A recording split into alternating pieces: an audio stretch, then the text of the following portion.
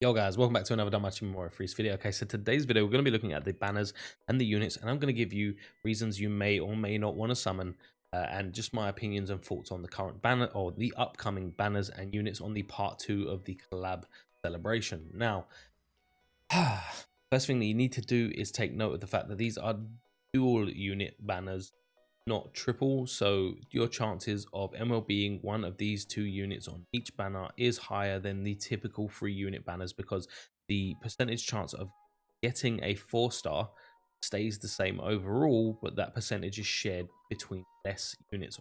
There are only 2 featured units, which means the overall chance stays the same, but it's less units that the percentage is divided into, so your chances of getting the unit you need or the unit you want to MLB is higher. Throw that one out there. So we do start off, we have the Nagisa and the Kojo on one banner, and the Yukina and the Wealth on other banner. That is my phone, it always happens when okay, so we're going to start off here. We're going to start off with the Wealth, one of the Thunder units that they have paired up.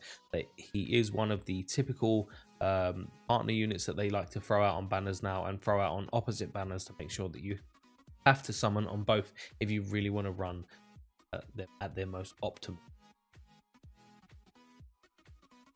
Saying that, his stats are really good: 2000 magic, 996 HP. Even the dex is considerably okay. Spirit killer, and well, I mean the rest is, by the way, big shout out to Yoko. My guy literally found out that I was going to be doing a Juju summon video prior to me recording, and hooked me up with the slides that he has been doing and making for all of the units currently in the game. I think you can find them over on Pilk's Discord server, but I'm not quite sure. I don't really spend much time on my own Discord, let alone other people's Discord. Anyway, let's look at the Wealth skills. His SA is an Ultra Thunder magic attack, ultra crit rate, plus 30% damage for each magic and thunder damage buff. So that's a total of 120% potential increased damage on A. Skill 1 is a slow, low thunder AoE magic attack, allies magic and endurance, plus 50% for 3 turns. Right there, in buffing your endurance is obviously the biggest clue you've got, him being a wargame unit, outside of the fact that all of his skills are AoE. And unless we're going to start specifically summoning for units for 7th zone, like AoE 7th zone, I seriously doubt that. So yeah, we already know he is a wargame specifically. His skill 2 is an AoE fast high thunder magic attack, plus 60% damage for each self magic debuff on self. This one's still confusing. Like, I read this morning after the live stream ended. So is this saying that you gain 60 more damage for every self magic debuff? Huh. Kind of thrown off a little bit by that. Shortens allies debuffs by 2 turns. Cool. All right. That's his DPS skill right there. I think that's throwing that one out there. A little bit confusing with the way the skill is written, for sure, but that obviously that happens through translation. It can't be helped all the time. If there is a mistake, we will find out soon. AoE super, skill 3 is another AoE super thunder magic attack, temporary magic boost, and a magic resist and thunder resist minus 30%. So the temporary magic boost there obviously gives that little bit more oomph, so he will pretty much hit hard and lower resistance there, but it does lack the fast modifier of the previous one. So all in all, he looks like a pretty standard wargame unit. But then I'm not the best one, I'll throw this out there, I am not the best one to judge wargame units in terms of meta, team compositions, and potential team compositions. I'm pretty inexperienced, I should say, in this sort of thing. But looking at him overall, skill 3 lowering resistance is cool. Isn't a fast modifier, but it is what it is. Lowering stats debuffs could help potentially deal with stall teams that lower your attack and agility for that matter. And it's a fast modifier, so potentially, put it this way, if on turn 1 someone lowered your attack and your agility and your dexterity and all that good stuff, turn 2 comes around, boom, fast modifier kicks in, and he removes or lowers all of those debuffs by 2 turns. Not sure how many debuffs he is going to remove with that. Then if it's a 3-turn debuff, it goes down to 2 turns at the beginning of the turn, so the buff should disappear literally after he uses the skill. Just throwing that out there. That is if it's a 3-turn debuff, so to speak. Where's my... Overall, fully a wargame unit. On his own, say he's a decent unit. He's a decent unit. I wouldn't say he's like jaw-droppingly good, but he's a decent unit. And he could potentially... I mean, the endurance and the magic buff, for one thing, increases survivability and damage. So it's a pretty strong buff there, even if it is slow. And then the skill 2 could potentially deal with stall units, lowering your attack and agility and stuff. So he is going to be useful, but I'm just not quite sure how useful. Hojo. All right, okay, we're here.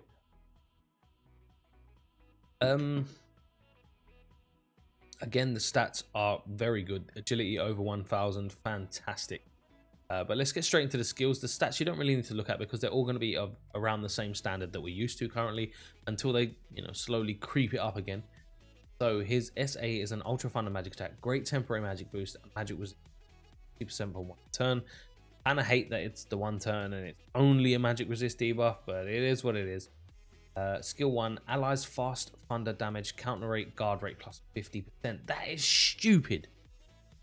For wargame alone, guard rate and counter rate buff by 50%. Even if you took the thunder buff out of that, that would be a ridiculous buff for wargame. And potentially you could, even if you got 1 copy of this guy, you could turn him into a sack unit. And if you don't know what a sack unit in wargame is, it's a low level unit that you literally throw out to throw on a buff or a debuff and then die immediately. So bringing him out to give everyone the counter and guard rate buff, not too concerned about the thunder buff, although it is useful if you're running a full thunder team.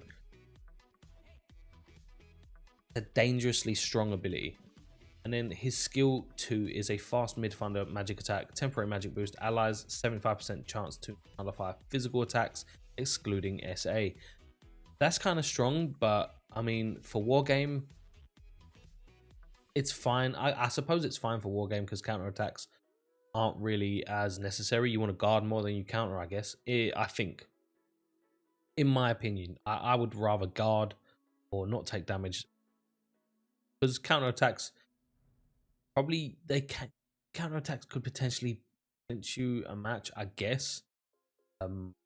But this is definitely kind of a solid skill so far. It kind of looks like he's setting up you to be a stall team in just with his first 2 abilities here. And then his skill 3 is an AoE high thunder magic attack, strength and magic, endurance and dexterity minus 30%. He's definitely setting you up to be a stall team. Increasing your guard and counter rate, so you take less damage because you're guarding more, you're countering more, and if you've got a healer on your team and they've got increased counter, they're going to be counter healing. Skill 2, 75% chance to nullify physical attacks, which means you only have to deal with magic attackers. And then skill 3 decreases strength, magic, endurance, and dexterity. So directly lowered their damage output, directly lowered the amount of health and guard rate they get through lowering their endurance. I'm pretty sure endurance still lowers guard rate. I'd have to double check. And then dexterity as well, so they can't crit or counter or penetrate as much. Yeah, he's setting up for stall teams. That's literally it. So throw him with the the wealth is how they're supposed to be played. And you're looking at some decent damage output as well as some decent survivability just between the 2 of those. Now moving on to the Hina. She is the record buster unit for this pair of banners.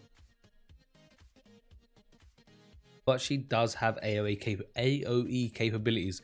And I definitely prefer units that have a mix of AoE as well as single target because it doesn't pigeonhole them into just one type of gameplay or game mode, sorry. Her stats, decent strength, very good agility, even though agility is not really going to be a priority because I don't think you'll be taking her to wargame, but let's have a look at her skills anyway. So her SA is an ultra wind physical single target attack, damage plus 80% per self strength buff, and then has a separate buff of strength and wind by 90% to self. So she buffs her own strength and wind by 90%, but also gains an additional 80% per strength self buff on self. strength buff on self, sorry.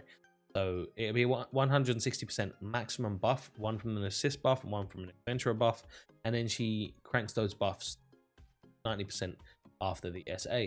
The damage for the strength and the wind buff is not applied to that first SA, so you'll get the buff after the damage is calculated, not beforehand.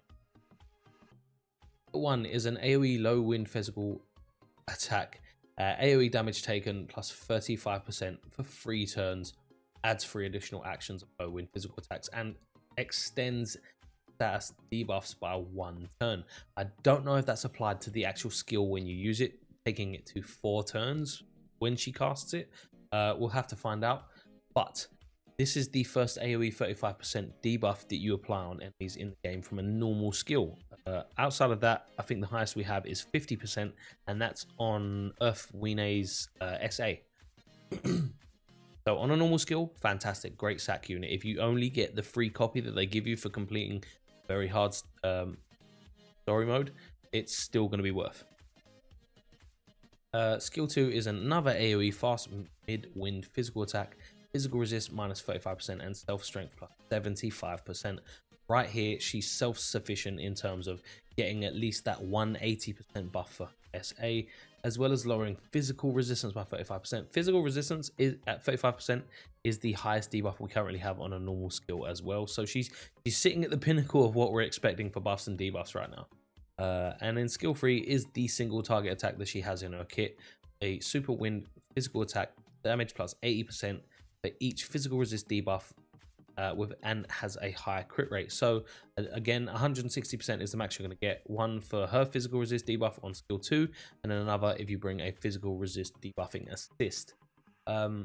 Overall, I do kind of believe that she is going to be exceptionally good for wind record buster teams, and potentially be very, very good. I know wind isn't really up there in terms of record buster teams, but this is a move in the right direction, and if I had enough Iris, I would probably summon for her myself.